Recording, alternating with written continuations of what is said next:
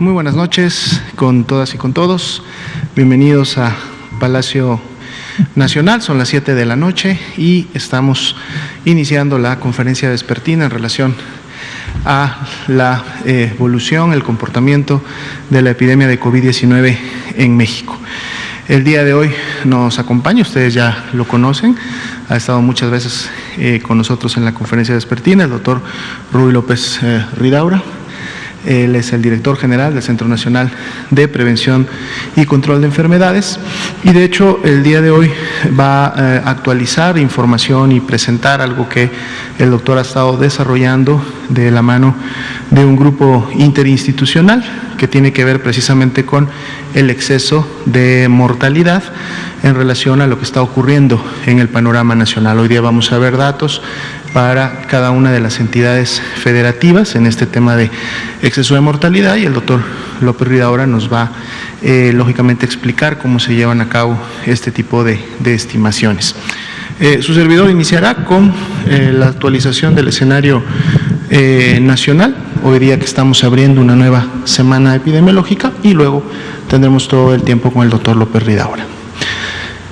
Hoy día la conferencia vespertina, ya número 238, igualmente en el día número 148 de esta nueva normalidad. Estamos iniciando la última semana del mes de octubre, con lo cual pues prácticamente estaríamos sumando ya cuando concluyamos octubre con 5 meses de estarse implementando esta nueva normalidad caracterizada por el semáforo de riesgo COVID.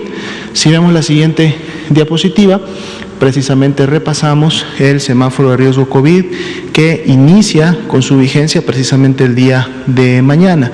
Recordemos que el primer paso que realiza el semáforo es precisamente medir el riesgo, el incremento de la posibilidad de transmisiones. Si tenemos incremento en la transmisión, lógicamente habrá más contagios. Si tenemos más contagios, habrá más enfermos y por lo tanto habrá la posibilidad de que existan más casos graves y por lo tanto se incrementen las hospitalizaciones. Eso es lo que precisamente en diferentes pasos mide el semáforo de riesgo COVID. Aquí lo importante es recordarle a la población que en función del nivel de riesgo en el cual se encuentre a partir de mañana serán las acciones que en su momento se podrán realizar en sus respectivas localidades. Si su nivel de riesgo es mayor, tenemos un estado en rojo, por ejemplo, como lo es Chihuahua, y tenemos varias entidades federativas en naranja, pues bueno, las actividades sociales públicas estarán más limitadas, más controladas, los aforos estarán más reducidos, esto con la intención precisamente de que en esos niveles de riesgo todas estas acciones contribuyan a disminuir la transmisión. Si están en niveles más bajos, como sería el medio y el bajo en sí, es decir, el amarillo y bueno, el estado de Campeche que continúa en el color verde, a lo mejor habrá la posibilidad de tener un poco más de estas actividades. Sin embargo, estas en ninguno de los niveles regresan a la total actividad como se tenía antes de la pandemia, sino que todas están en su momento con ciertas restricciones precisamente para contribuir a la sana distancia. Y independientemente del color en que nos encontremos, en un nivel de riesgo, en una entidad federativa, la implementación de las medidas preventivas deben de ser puestas en práctica por cada uno de nosotros, porque en la medida que lo hagamos de manera colectiva, de manera comunitaria, pues entonces vamos a contribuir todos juntos a controlar, a disminuir la transmisión de esta enfermedad. Entonces, vamos a ver la siguiente diapositiva, que sería la actualización del escenario nacional. Como ustedes ya saben, en estas barras de al menos 5 colores, en el caso de la 42, 4 colores en el caso de todas las demás, se encuentran distribuidas por semana epidemiológica estas más de 2.295.000 personas que en su momento fueron clasificadas como casos sospechosos de la enfermedad. La gran mayoría de ellas dio ya negativo a su prueba de laboratorio, son 1.072.760, representados precisamente en las barras de color verde, pero además tenemos en las barras de color café, que están en la parte inferior, los casos ya que hasta el momento se han confirmado de manera acumulada en todo el país, que son 891.160. Pueden ver ustedes que el día de hoy iniciamos ya graficando la semana 42, estamos dando inicio hoy domingo a la semana 44, pero recordamos a la población que siempre graficamos con 2 semanas hacia atrás la información para en su momento prevenir, limitar el sesgo de notificación y de confirmación que normalmente sucede en las últimas 2 semanas. Es decir, que cuando vemos las tendencias y el comportamiento que se está produciendo, en este caso a la semana 42, va a ser realmente lo que esté sucediendo en la comunidad y en este caso en México. El día de hoy estamos abriendo con una disminución de este porcentaje de positividad, lo podemos ver también en el comportamiento de la línea de color naranja, que ha tenido precisamente de la semana 37 en adelante este comportamiento como tipo ondas que suben y bajan. Habíamos cerrado en la semana anterior en un 42% y estamos abriendo hoy con 40%. Igual sabemos que este 40% podría en su momento modificarse en relación a cómo se vayan integrando los casos durante esta semana que apenas vamos a iniciar a transitar. Vamos a ver la siguiente diapositiva para ver los casos estimados. Y aquí en los casos estimados, que es precisamente la línea de color azul claro en la parte superior, pues bueno, esta semana estamos abriendo con un descenso de menos 7%. Si ustedes recuerdan, la semana pasada también abrimos en domingo con un descenso, pero era un descenso menor, era un descenso de menos 2%, y este menos 2% finalmente terminó siendo de más 10% el día de ayer para la semana 41.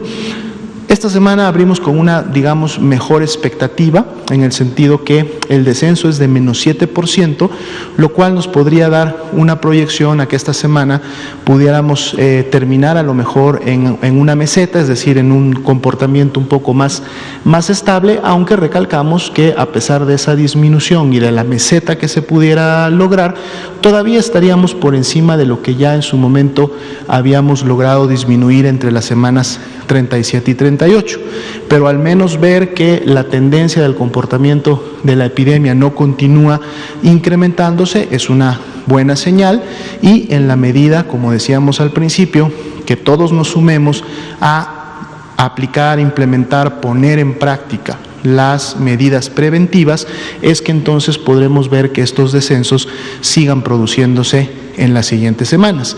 Si nosotros volvemos al espacio público, regresamos a realizar actividades sociales y además hacemos todo esto sin ningún tipo de precaución, pues entonces tendremos, lógicamente, incremento de los contagios y tendencias ascendentes. Hoy día abrimos con 5% para la proporción de casos activos, es un porcentaje con el que cerramos la semana pasada. Vamos a ver si en función de esta disminución este porcentaje pudiera también tener movimientos en los siguientes días. Más de 650,000 son ya las personas también que se han recuperado de COVID-19 en lo que va de la epidemia. Veamos la siguiente diapositiva, que es precisamente el comportamiento de las defunciones.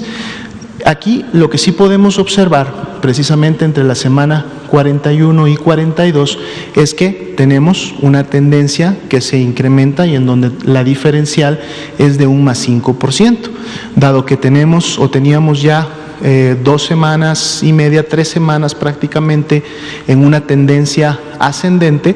Lógicamente esto empieza también ya a reflejarse en lo que se refiere a la mortalidad. Sin embargo, es importante comentar, como lo veíamos la semana pasada, el miércoles o el jueves, que revisábamos las entidades que estaban presentando rebrotes. Si ustedes recuerdan, cuando revisamos las 6 entidades, 5 de ellas sí tenían un incremento en los casos, pero todavía mantenían una disminución en la ocurrencia de sus defunciones. Lamentablemente, una de ellas, y que es precisamente la que el viernes subió a semáforo de riesgo rojo, que es Chihuahua, sí estaba teniendo también un incremento importante en las defunciones de la mano de esa aceleración que vimos en la presencia de los casos. De hecho, este incremento que estamos viendo en el escenario nacional, prácticamente más del 80% de estas defunciones, que en total son 109 entre la diferencial de la 41 y la 42,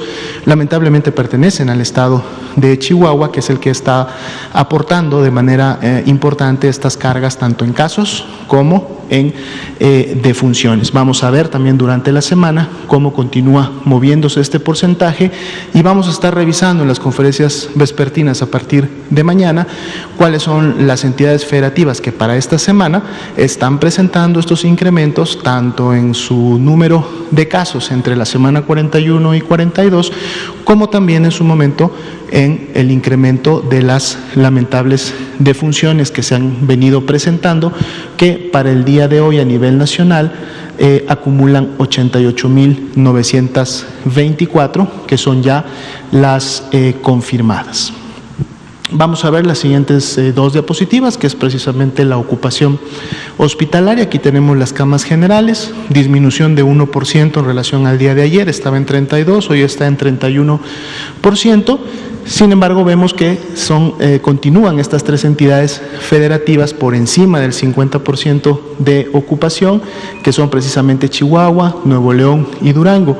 Chihuahua inclusive ya en un 72%, es decir, pasó este 70% de nivel de seguridad. Sin embargo, es importante mencionar que ya desde el fin de la semana pasada está trabajando de manera coordinada el INSABI, el IMSS, la SEDENA y lógicamente los servicios de salud estatales para llevar a cabo la reconversión y expansión hospitalaria, cuyo objetivo es precisamente que este 72% de ocupación pueda empezar en los siguientes días durante esta semana a ser abatido y que en su momento no llegue a un nivel de saturación total.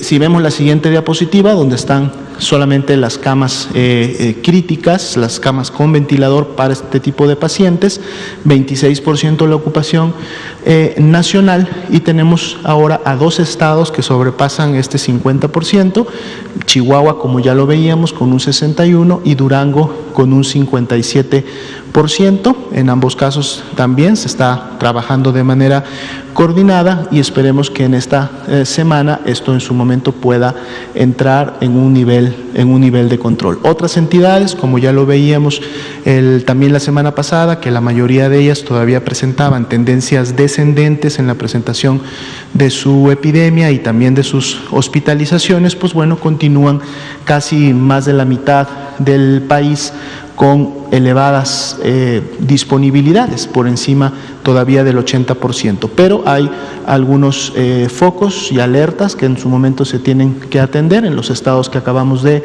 comentar, y bueno, esto confirma lógicamente que la epidemia en México, como lo hemos dicho siempre, se presenta de manera asincrónica, no se presenta en un mismo momento y con una misma intensidad o magnitud a la vez en todas las entidades federativas.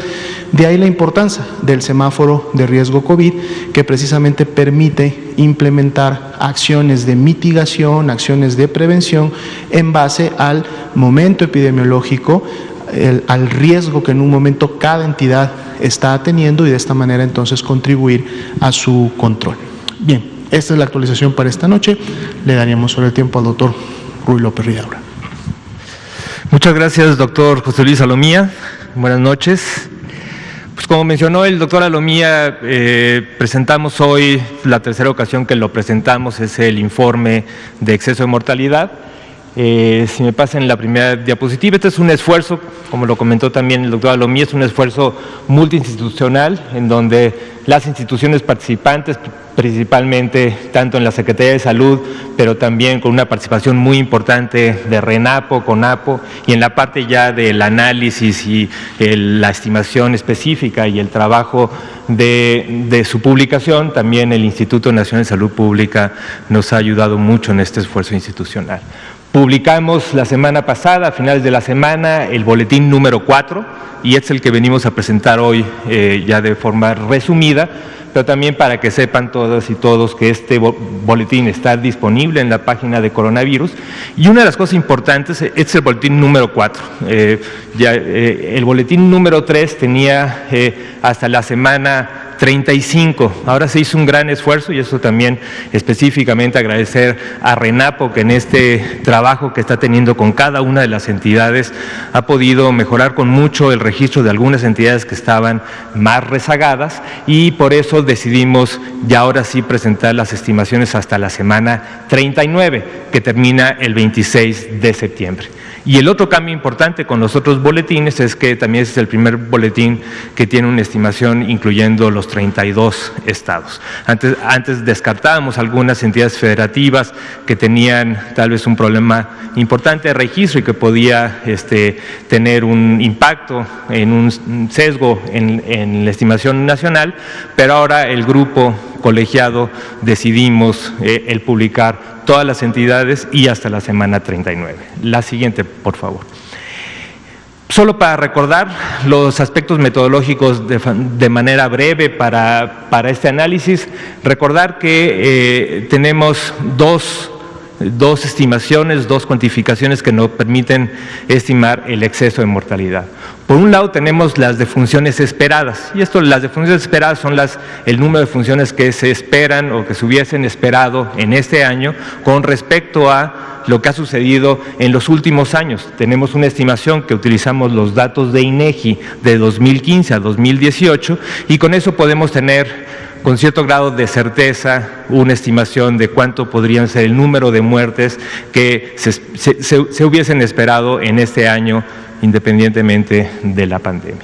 Y por otro lado tenemos las defunciones observadas. Esto es justo el trabajo que ha hecho RENAPO a través de esta base de datos que viene de los registros civiles de cada una de las entidades federativas. Recuerden que del certificado de defunción que se expide, una copia va directamente también hacia el registro civil, que es lo que le permite a los familiares obtener el acta de defunción y por lo tanto el permiso de inhumación. Y este es el momento tal vez más rápido que tenemos de registro de cada una de estas actas, y RENAPO ha hecho un esfuerzo muy importante desde el año pasado de poder juntar todas estas bases de datos o información que se está teniendo en cada uno de los registros en esta gran base de datos nacional de los registros civiles. Una vez que tenemos estos dos números, la resta, es decir, cuántas observamos menos cuántas se hubieran esperado, es exactamente eso el número, esa resta es el número de la estimación del exceso de mortalidad. Y esto se puede expresar ya sea en números absolutos, el número de exceso de muerte, y por otro lado también se puede expresar como un porcentaje de exceso. ¿Cuál fue el porcentaje de incremento que se observó este año 2020 con lo que se hubiera esperado? Y una nota que hacemos de manera muy importante en el registro, que también es muy importante que cada uno entienda esto, es ¿qué quiere decir este exceso? El exceso de mortalidad, por un lado, claramente incluye todo lo asociado directamente al virus SARS-CoV-2 y a la enfermedad COVID-19, pero no es exclusivo. Sabemos que hay muchas otras explicaciones y también les vamos a presentar un primer análisis de manera preliminar de cuánto o qué porcentaje de este monto o de este número de defunciones puede ser explicado o asociado a COVID. La siguiente, por favor. Esta es la curva que presentaremos y es la curva nacional, y en el reporte el día de hoy voy a presentar esta curva de manera similar para cada una de las entidades federativas. Solamente para recordarles más o menos cómo se conforma esta curva. Por un lado, en el eje de las Y, en el eje vertical tenemos el número de defunciones, y en el eje de las X, en el eje horizontal, tenemos cada una de las semanas epidemiológicas. Y después tenemos en una serie de colores todo lo que es las muertes esperadas con base en la estimación de 2015 a 2018 en cada uno de sus percentiles. Y el último percentil, que es el percentil 90, es el punto de corte que se ha utilizado de manera internacional también para estimar a partir de ahí el número de exceso de mortalidad. Y la línea negra, poco más delgada es lo que es observado en el 2020. Entonces podemos ver claramente cómo en los primeros meses, pues obviamente las muertes observadas están muy parecidas a lo esperado, y justo más o menos a partir de la semana 15 o 12, 13, 14 más o menos, es cuando se empieza a ver ya el incremento, el exceso de mortalidad, cuando las muertes observadas ya están por arriba de lo que se hubiera esperado. Llegamos a un pico máximo en la semana 29, y a partir de la 29 hemos tenido un decremento continuo, prácticamente monotónico, hasta la semana 39, que es la que estamos graficando hasta el momento. La siguiente, por favor. También van a ver en el informe, se puede dividir esto por género. Tenemos la curva de exceso de mortalidad en hombres y la curva de exceso de mortalidad en mujeres, y vamos a ver cómo en general la curva de exceso de mortalidad es bastante mayor en hombres que en mujeres. Y también la siguiente, tenemos esto dividido no solamente por género, sino también por grupos de edad, donde tenemos en la parte superior las curvas de exceso de mortalidad en personas de 65 años o más. Después tenemos en esta línea los de 45 a 64 años, de 20 a 44 años, y en la parte inferior los menores de 20 años. Como podemos ver en esta gráfica, tanto en hombres y mujeres, podemos ver exceso de mortalidad en los tres grupos de mayor edad y no así en el grupo de menor edad. Sin embargo, el tener esta observación de ver las muertes en menores de 20 años siempre por debajo de lo que se hubiera esperado, habla un poco de estas limitantes que tiene la metodología. Pero lo que sí podemos ver es que parte del exceso de mortalidad se ve de manera importante también en el grupo de 45 a 64 años, y ahora les voy a dar las estimaciones puntuales. La siguiente.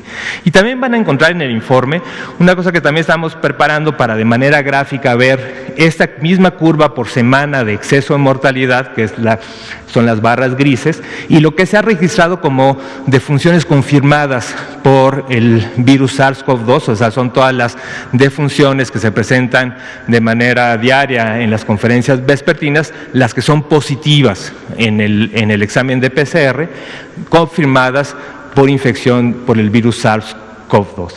Lo que podemos observar es que sí, hay una diferencia importante. Recuerden también, y aquí no está incluido, pero también recuerden que hace ya algunas semanas se incorporó dentro de las defunciones confirmadas dentro del sistema de vigilancia, el CISVER, se incluyeron también aquellas defunciones que, ya sea por asociación epidemiológica o por dictaminación, se incrementaron también dentro de las muertes confirmadas. Sin embargo, como esto se hizo posterior a la semana 39, aún no están incorporadas, pero estarán incorporadas en esta misma gráfica en los siguientes números.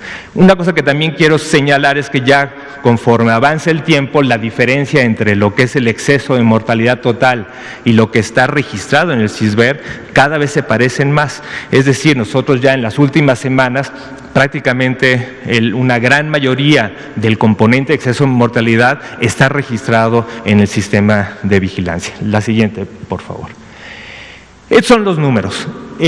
Cuando vemos, estas son las defunciones esperadas de la semana del 1 de enero al 26 de septiembre, de la semana 1 a la 39, las defunciones que esperábamos para este 2020 son 524.920. Las observadas son 718.090. Esto quiere decir que la magnitud del exceso de mortalidad registrado en las 32 entidades de la semana 1 a la 39 son 193.170, y ya en porcentaje, es decir, qué tanto de incremento con respecto a lo esperado, es un 36.8% de incremento.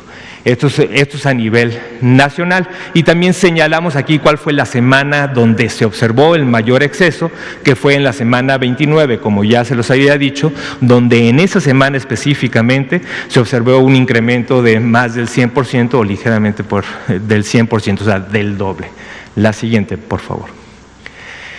Y estos son los números también ya estratificados por género y por edad, donde podemos ver que el porcentaje de exceso en hombres fue 43%, en mujeres 23%, como ya lo veíamos, es un incremento mayor de exceso de mortalidad en los hombres, con 122.397 casos, contra el de mujeres, que son de 63.117.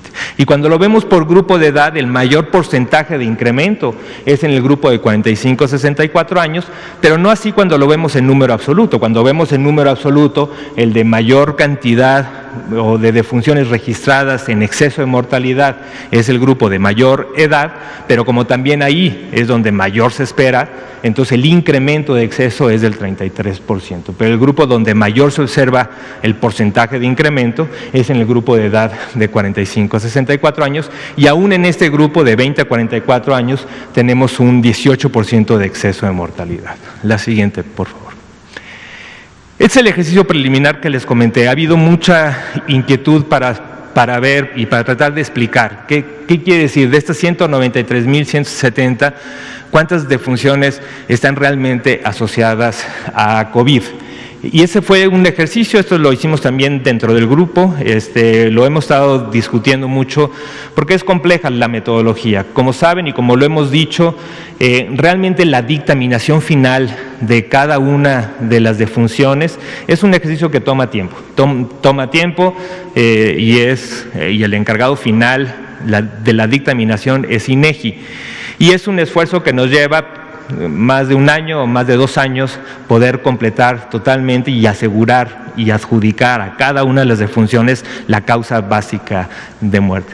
Pero un poco en este esfuerzo, tratar de tener un número inicial de estimación, en este análisis preliminar, lo que se hizo, como se ha hecho también en otros ejercicios en diferentes foros académicos, es de esta misma base de datos, de la base de datos de las actas de defunción, hay una parte que son las causas, y ahí pues cada médico que registra una defunción pone una serie de causas, esto pasa a un proceso, se captura, y como pueden entender, pues de lo que se registra por el médico, lo que se captura en la base, pues puede haber también diferencias, por eso es difícil el análisis, no es un análisis sencillo donde ya esté codificado todo y poder ver rápidamente de todas estas defunciones cuál es la causa. Lo que hicimos en este ejercicio fue el poder encontrar algunas palabras que se asocian con COVID, no solamente COVID-19, sino también pues todo lo que se le pareciera, SARS, COVID, COV, muchas palabras que se fueron buscando de manera sistemática en la base de datos, y así llegamos a un número, descartamos aquellas que tuvieran donde tal vez esta palabra estaba acompañada, donde decía tal vez SARS-CoV-2 negativo o no positivo, y por otro lado también incluimos una serie y un número importante de defunciones que tenían ya sea neumonía típica o síndrome de distrés respiratoria, que también fueron algunos de los diagnósticos que se vieron con frecuencia. Una vez que incluimos esto, encontramos 193.153 defunciones que pudieran estar asociadas, es decir, que en alguno de sus registros se menciona algo que puede ser COVID, lo que representa el 72%.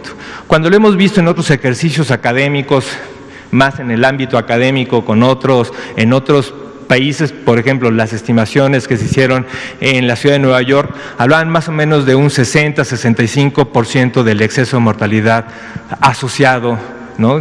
Tal vez no me gusta la palabra atribuible, es asociado, a que está asociado con el COVID, pero todavía va a faltar más ejercicio para ver exactamente si esta asociación, si realmente el virus, la infección del virus fue el causante principal de la mortalidad. Pero por lo pronto, esta es la estimación que tenemos, que del total de exceso, el 70-72% se puede asociar directamente con el COVID. Eso quiere decir que el resto pues son otro componente del exceso de mortalidad que puede tener otras explicaciones. Y también en el boletín van a encontrar este mapa de calor que de manera gráfica podemos comparar la evolución del exceso de mortalidad en cada una de las semanas, que es cada una de las columnas, cada una de las líneas es una de las entidades, y dependiendo del color es el porcentaje de exceso de mortalidad, y podemos ver cómo hay estados que han estado en exceso pues gran parte de todo el año, aunque ya en sus últimas partes, cuando está en gris, quiere decir que no tienen exceso. Y la otra forma gráfica en que lo presentamos en el boletín, también para que puedan comparar, igual en porcentaje de exceso, es que podamos ver la curva, la forma en que se ve la la curva de cada una de las entidades, donde podemos ver que hay entidades que tienen un gran pico, otras que tienen un pico de menor intensidad. Ahora vamos a pasar, y no quiero detenerme mucho, pero queríamos presentar las 32 curvas para que cada uno viera también en sus entidades federativas un poco lo que estamos utilizando también como una herramienta también que nos ayuda dentro de todo este armamentario de vigilancia epidemiológica. Hay que recordar que el ejercicio principal de esta estimación de exceso de mortalidad y el poderlo vigilar semana con semana es parte también de lo que usamos dentro del mismo sistema que estamos presentando diario del CISBER. También esto nos permite ver tendencias y nos permite ver posiblemente en algunos estados donde pudiera haber incrementando. Sí, en efecto, a diferencia de lo que reflejamos en el CISBER, que es hasta la semana 42, el día de hoy, que estamos abriendo la semana 44, en exceso de mortalidad tuvimos que irnos un poco más atrás a la semana 39, porque también todo el registro que tiene las defunciones desde el registro civil hasta la base RENAPO, pues lleva tiempo.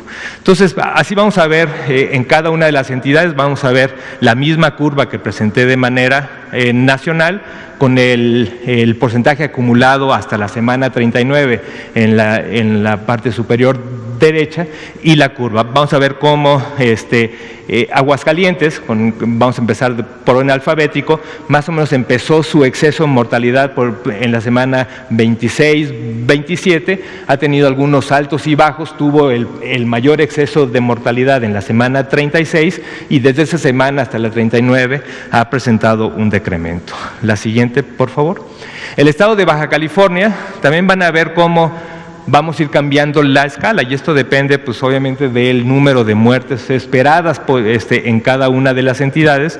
Obviamente estados más grandes tienen un número mayor absoluto de defunciones esperadas y observadas, y vamos a ver cómo hay menos ruido para aquellas entidades que tienen una mayor población. Este es el caso de Baja California, que igual como se observó cuando vimos las curvas, tienen un inicio más temprano del exceso de mortalidad, más o menos en la semana 12, con un pico máximo en la semana 18, y ahí, aunque no de forma monotónica, ha venido con una tendencia al descenso, ya acercándose al componente de lo esperado en estas semanas. La siguiente, por favor.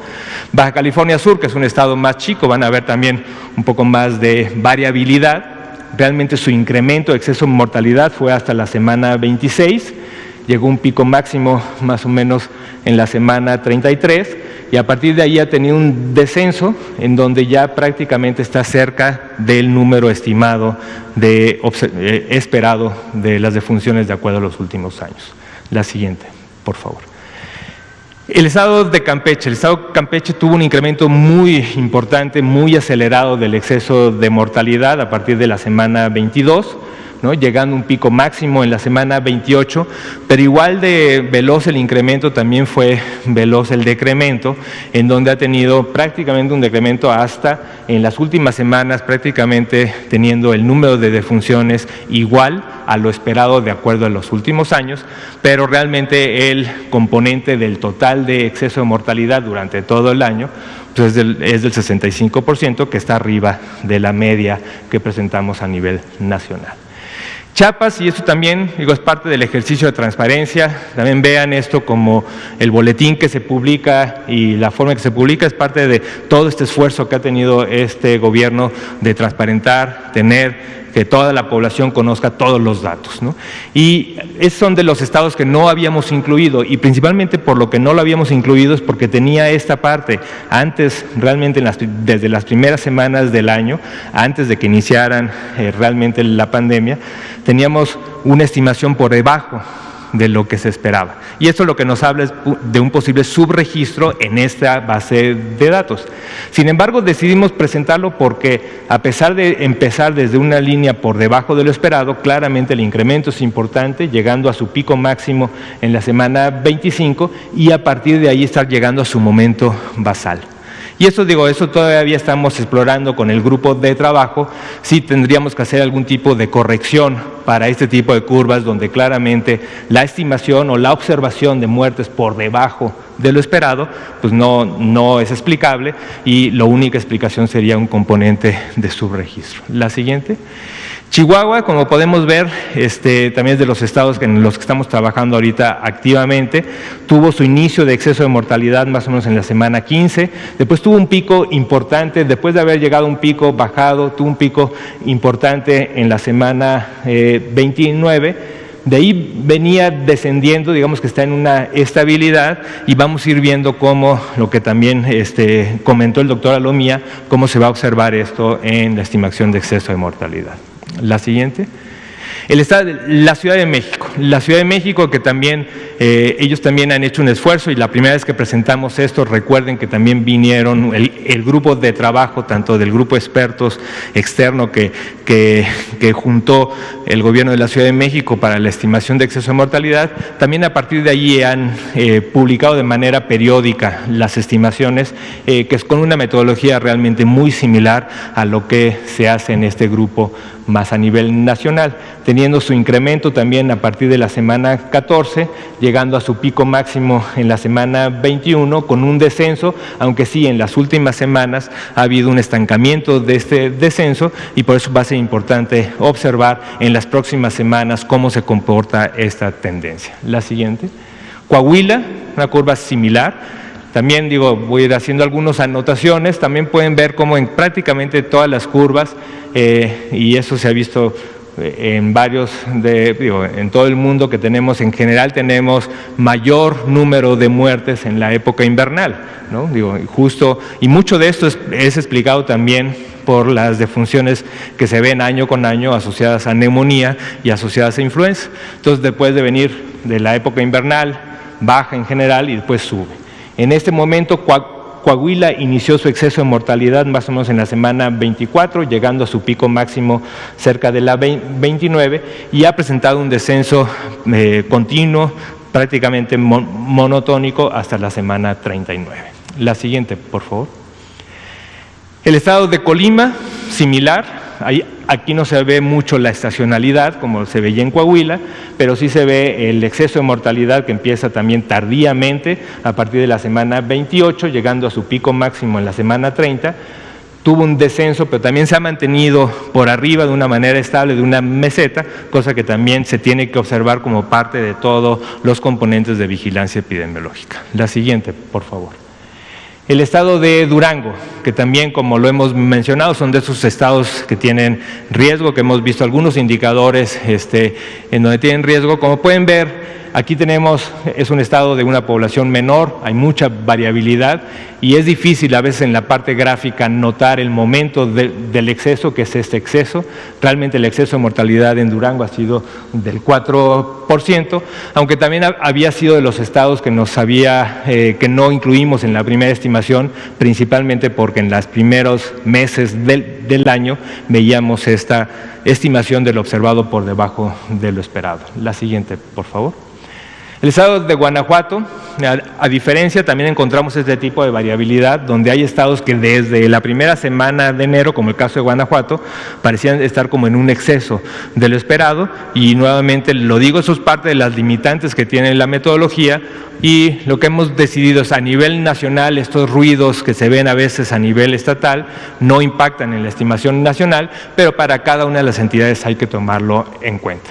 Pero de todos modos, en el estado de Guanajuato vemos claramente cómo a partir de la semana 21 empieza el incremento hasta la semana 29 y de ahí prácticamente ha descendido casi de manera continua hasta la semana 39, que es la que se está graficando, y veremos cómo se observa para las siguientes semanas. La siguiente. El estado de Guerrero, igual de los estados que no habíamos incluido inicialmente, principalmente por esta observación de las primeras semanas por debajo de lo esperado, pero aún con este posible sesgo de registro, vemos cómo incrementa más o menos a partir de la semana 18, llegando a un pico máximo en la 23, y un descenso prácticamente estando al momento de su línea basal, que es que se ha observado desde principio de año. La siguiente, por favor. El estado de Hidalgo también, de manera, lo van a ver, aquí se ve un poco más la estacionalidad, y van a ver cómo el incremento de exceso de mortalidad empezó en la semana 18, de manera un poco irregular, ha subido llegando a su pico máximo en la 29 y a partir de ahí ha tenido un descenso más lento que en otras entidades, y en la semana 39, que es la gráfica, seguimos con un porcentaje de exceso de mortalidad y vamos a ir viendo también cómo se mueven las próximas semanas. La siguiente. Este es el estado de Jalisco, donde también van a ver cómo este exceso de mortalidad son de los estados que inició de manera tardía también toda su curva epidémica, empezando el exceso más o menos en la semana 22, llegando a su punto máximo en la semana 30, y aunque empezó a descender también ha quedado en una meseta de exceso de mortalidad, cosa que también se observa y es más o menos consistente con lo que observamos en la curva epidémica. La siguiente, por favor. El Estado de México, vean nuevamente cómo estados de una gran población, la variabilidad de lo esperado, que este es el canal epidémico, así le llamamos, de los últimos años, pues tiene menos variabilidad. El Estado de México tiene una curva de exceso de mortalidad que empezó desde la semana 12, llegando a su punto máximo en la semana 22, y también ha prácticamente descendido de manera continua, parecido a la Ciudad de México, que en las últimas semanas parece estancarse, y es una de las cosas que vamos a estar observando. La siguiente, por favor. Michoacán, voy a irme también más rápido, vean la curva, también se presenta de manera similar, incrementando en la semana 20, llegando a su pico máximo en la semana 34, ha descendido en las últimas 3 semanas, o la semana de la 36 a la 39, y esto veremos cómo se comporta en las próximas semanas del próximo boletín. La siguiente. Morelos también tuvo un incremento rápido hasta la semana 20, que tuvo su pico máximo. A partir de ahí tuvo un descenso importante y después ya con una velocidad mucho más lenta de descenso, pero acercándose ya al número de defunciones esperadas. La siguiente, por favor. Nayarit, con más variabilidad en su estimación por la población, pero aún así se puede apreciar el exceso de mortalidad a partir de la semana 24, aunque con mucha mayor variabilidad, y en las últimas semanas prácticamente está igual que lo esperado según las estimaciones de los años previos. La siguiente, por favor. Nuevo León, también de los estados que iniciaron tardíamente en la epidemia, y podemos ver cómo a partir de la semana 23 es cuando se ve el exceso, el mayor es en la 29, y a partir de ahí ha tenido un descenso importante, y en la última semana, aunque se ve todavía un poco el descenso, tal vez no tan rápido, todavía es temprano para decir si esto se va a convertir en una meseta o va a seguir descendiendo. La siguiente, por favor. Oaxaca también tuvo un incremento de su curva de exceso de mortalidad a partir de la semana 20, llegando a punto máximo en la 28, y ya prácticamente en las últimas semanas pues está prácticamente en el mismo nivel de lo esperado. La siguiente. Puebla. También van a ver ese tipo de ejemplos como Puebla, en donde tenemos un incremento del exceso de mortalidad temprano, más o menos a partir de la semana 30, llega a un exceso de mortalidad en la 27 y tuvo un descenso. Estos descensos que van muy por debajo de lo esperado también son problemas de subregistro que RENAPO mismo ha trabajado con cada una de las entidades, y es posible que en los siguientes boletines también se vayan registrando más defunciones de estas semanas, que vayan corrigiendo esto, que posiblemente sea un subregistro en las últimas 2 semanas. La siguiente, por favor. Querétaro inicia su curva de exceso de mortalidad en la semana 19, un poco más lenta que en otras entidades, llegando a su punto máximo prácticamente en la 37, en la 38 bajó, subió un poco en la 39, pero eso pues todavía es temprano para saber cuál es la tendencia que va a presentar en las próximas semanas registradas. La siguiente. Quintana Roo también, recuerden, fueron de los estados donde inicialmente se tuvo el brote también, fue de los lugares donde también tuvimos una gran carga hospitalaria, una gran carga epidémica en las primeras semanas. Aquí también se ve cómo el exceso sube a partir de la semana 14 y después tuvo también, esto también recuerden, si recuerdan, la curva de Quintana Roo tiene esta forma bimodal que también se observa en el exceso de mortalidad, llegando a un punto máximo más tardío, cerca de la semana 30, pero también a partir de la semana 30 ha tenido un descenso prácticamente continuo hasta la semana 39 registrada. La siguiente.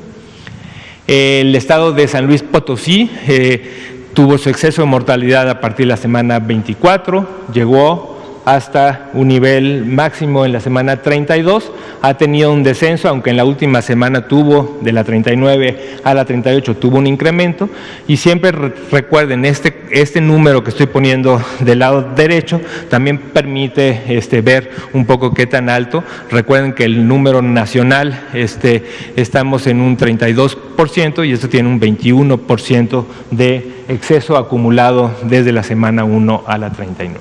La siguiente, por favor. Sinaloa. Sinaloa también es de los estados, recuerden, está actualmente en amarillo, tuvo un incremento importante también de los estados iniciales, recuerden también desde la semana 12 un incremento llegando a su punto máximo más o menos en las semanas 27, 28, 29 y ha tenido un descenso y ya en las últimas semanas prácticamente en el nivel que tiene de lo esperado. La siguiente, por favor.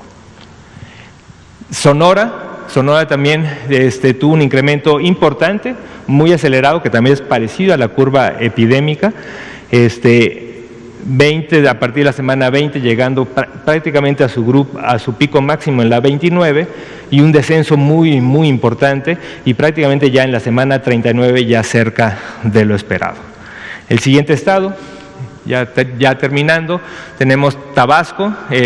También se refleja mucho también la misma curva bimodal que observamos en los casos estimados dentro del sistema de vigilancia, donde se ve un primer pico del exceso de mortalidad hasta la semana 20, un descenso y después otro pico que llegó a un nivel mucho más alto en la semana 27 o 28 y de ahí ha tenido un descenso y ya en la actualidad prácticamente dentro de lo esperado.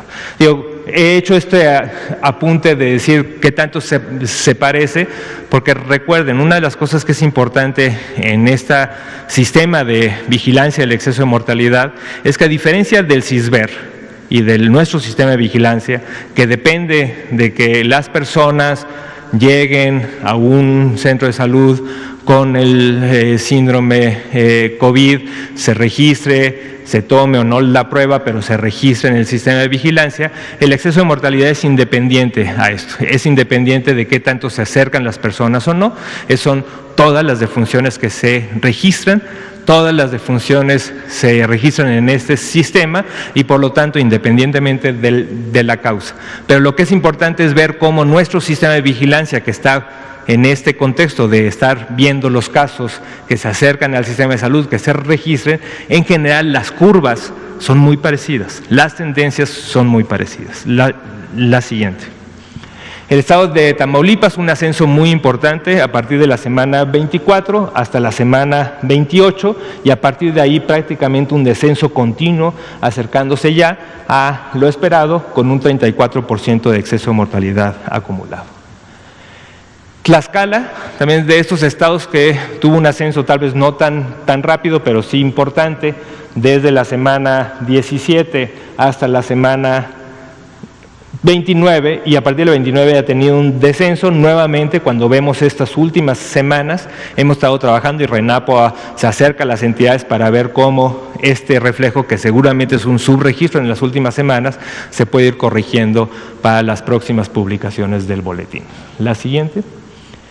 El estado de Veracruz, también de los que inició tempranamente, desde la semana 17 se ve el exceso, hasta la semana 30 un descenso importante y hasta la semana 39 que se registra, podemos ver que se está acercando a el número de muertes esperadas en el estado de Veracruz para las semanas que vienen. La siguiente.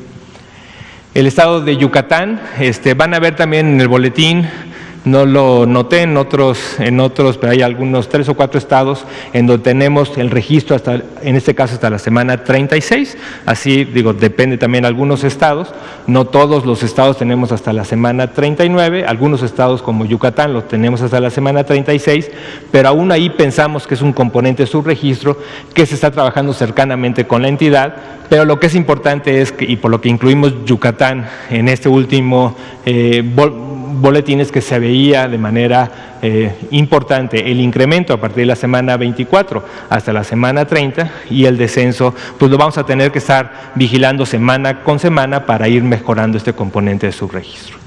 Y ya para terminar, el estado de Zacatecas, donde podemos ver también un comportamiento similar, un incremento que empieza en la semana 20, en su pico máximo llega hasta la semana 32, ha venido con descenso y veremos cómo se traduce esto en las próximas semanas.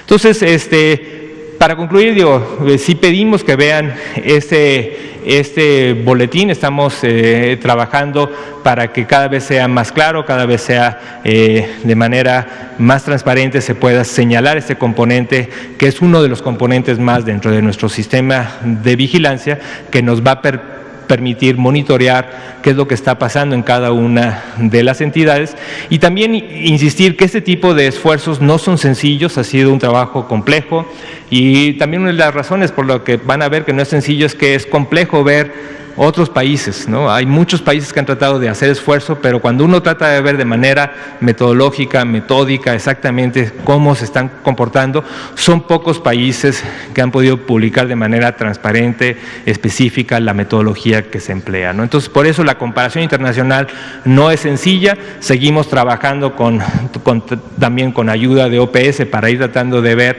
estas estimaciones de comparación internacional, pero por lo pronto sigue siendo complejo por la gran heterogeneidad que se ve en cada uno de los países. Muchas gracias. Muchas gracias, doctor Ruy López Ridaura. Como pueden ver, una herramienta más que complementa lógicamente todo el monitoreo que se hace al seguimiento de la epidemia en México. Información sumamente relevante porque entonces nos permite contrastar con todos los demás sistemas que en su momento se tienen para poder evidenciar de una manera más a fondo cuál es el comportamiento en cada una de las regiones y entonces poder generar las acciones de intervención y comunicación correspondiente con las entidades. Esta información es pública, la pueden ustedes encontrar en la página del gobierno de coronavirus.gov.mx, se publica cada vez que tiene una actualización y un corte, y toda la información que el doctor López Ridaura presentó esta noche la encuentran ustedes disponible para su análisis más a fondo. Pasamos entonces a preguntas y respuestas. A usted. Gracias, buenas noches. Pues quiero preguntarle al doctor Ruy, en comparación con otras naciones, ¿cómo estamos? México estaría casi en un 37% de exceso de mortalidad y 70% atribuible o un poco más de 70% atribuible a COVID. No sé si nos puede mencionar cómo están en otros países y a qué se debe que haya entidades con más de 60% de exceso de mortalidad, que es mucho mayor que la media, por favor. Y ahorita le hago las preguntas al doctor.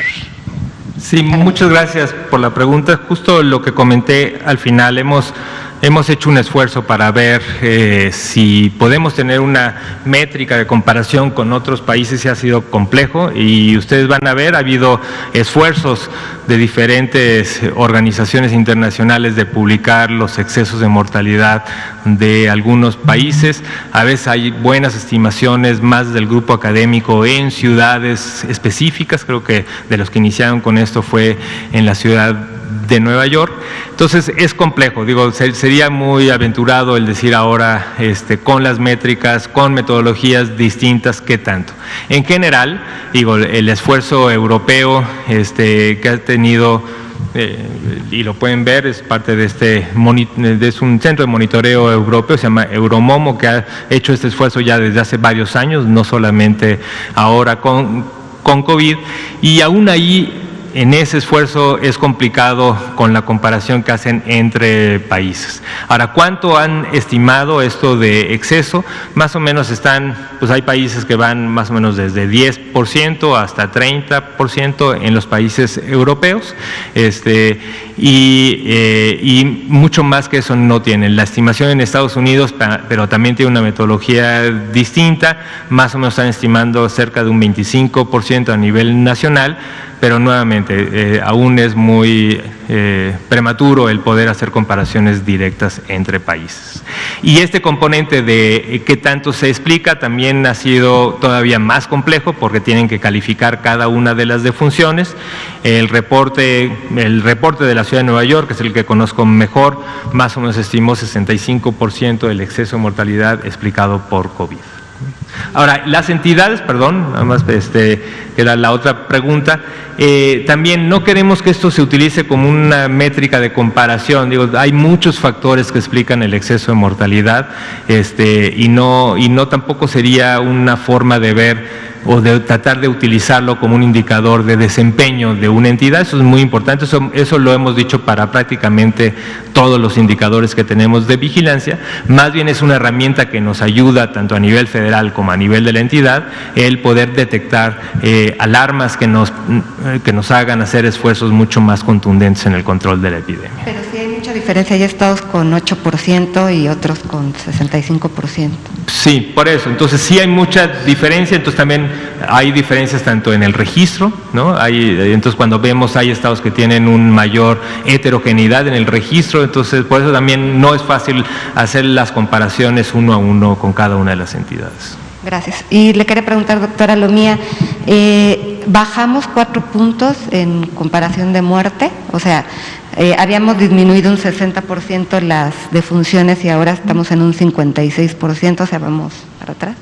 Y decía usted que el 80% es por Chihuahua, no sé qué, el 20% restante de qué otras entidades. Gracias. Sí, efectivamente, lamentablemente el incremento que vemos ya de la semana 41 a la 42 en relación al número total de defunciones. Recordemos que en este gráfico que presentamos no solamente colocamos las defunciones que ya han sido confirmadas por laboratorio o dictaminadas por asociación clínica epidemiológica, sino también de una vez consideramos aquellas que pueden tener todavía un resultado pendiente o aquellas inclusive que no tuvieron una muestra. La idea de poder considerar a todas ellas es precisamente para que cuando veamos la tendencia estemos ya incluyendo en la observación de esta tendencia todas las que en un momento determinado pudieran, a través después de emitirse el resultado o realizarse la dictaminación, pues llegar digamos que a ese total. El incremento que vemos efectivamente, lamentablemente las defunciones que han estado ocurriendo en Chihuahua para la semana 42, es decir, hace 2 semanas, son las que están contribuyendo en una gran mayoría a este incremento que vemos. Esperamos lógicamente que en la medida que la implementación de las nuevas acciones de mitigación que incrementaron en su magnitud, esto lo está aplicando ya desde la semana pasada el mismo gobierno de Chihuahua, en donde hemos visto en los diferentes medios de comunicación todas estas medidas que ellos están tomando. Lógicamente la expectativa es que tengan un resultado en la disminución de la transmisión y por lo tanto, siguiendo la cadena mencionada, en su momento también podamos empezar a observar una disminución en las defunciones. Hay otras entidades, son pocas en este caso, las vamos a estar presentando en los siguientes días con los números exactos, pero digamos que el incremento que puede haberse observado en este otro 20% en relación lógicamente a Chihuahua es bastante menor. Sin embargo, vamos a estar muy atentos del comportamiento de esta semana en función también de que estamos, como decíamos al principio, iniciando con una disminución de casos. Cuando tenemos una disminución de casos, también la expectativa es que en 1 o 2 semanas más podamos ver también una disminución esperada en defunciones. Exacto, de hecho donde tenemos la mayor ocurrencia, así como Chihuahua, a través de su gran incremento de casos, es la que contribuye con gran cantidad de defunciones para ese porcentaje. Efectivamente, en las otras entidades donde también hay incremento hay cierta contribución, aunque esto finalmente, recordemos que cuando vemos la curva nacional es realmente la sumatoria, es el resultado de las sumas y las restas de todo lo que está ocurriendo tanto en morbilidad como en mortalidad en las 32 entidades federativas. ¿Sí? Adelante. ¿Perdón? Aproximadamente estamos hablando de un diferencial que va de un 84-85 en número, recordando que la diferencia nacional es de 109 defunciones. Bien, bueno, lamentablemente son las 8 de la noche, se nos ha terminado el tiempo. Muchas gracias a todos los aquí presentes, a las personas que nos escucharon desde sus domicilios.